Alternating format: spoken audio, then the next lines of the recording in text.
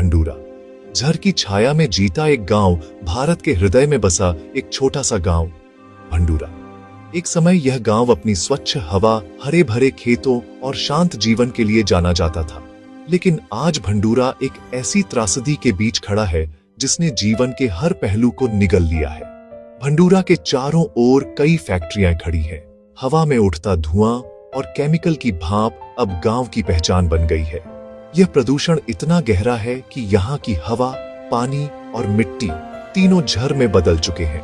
कभी सोने जैसे चमकते थे इस गांव के खेत, आज उन पर काली परत जम जाती है।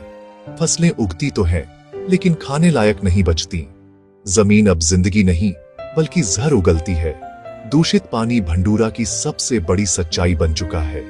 ट्यूबवेल का पानी काला बहता है और घरों के नलों में पीला बदबूदार पानी आता है।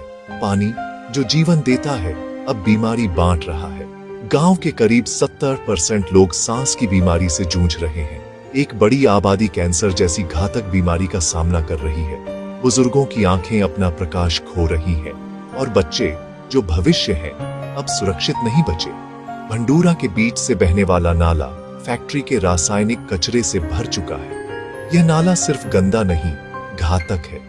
इसके पानी से उठने वाला प्रदूषण इतना तेज है कि लोहे के दरवाजे, खिड़कियां और ग्रिलें 6 महीनों में गलकर गिर जाती है। कल्पना कीजिए, जो धातु को पिघला देता है वह मनुष्य के शरीर का क्या हाल कर रहा होगा। लेकिन भंडूरा की सबसे बड़ी त्रासदी सिर्फ प्रदूषण नहीं बल्कि वह सिस्टम है जो सुनना ही नहीं चाहता। जब गांव वाले आवाज उठाते हैं तो गांव के ही कुछ जिम्मेदार लोग फैक्ट्री मालिकों से पैसे लेकर चुप हो जाते हैं। और जब शिकायत सरकारी विभागों तक पहुंचती है, चाहे वह स्वास्थ्य विभाग हो या प्रदूषण नियंत्रण केंद्र, अधिकारी आते हैं पर जांच नहीं करते। वे भी वही पैसे लेते हैं और लौट जाते हैं।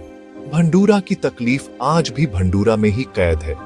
अब भंडूरा 2 राहों पर खड़ा है, गांव छोड़कर कहीं और चला जाए या इस जहर के बीच जीते जी मरने के लिए तैयार हो जाए। गरीब लोग बेबस हैं और समाधान कहीं नजर नहीं आता। भंडूरा सिर्फ एक गांव नहीं, यह एक चेतावनी है।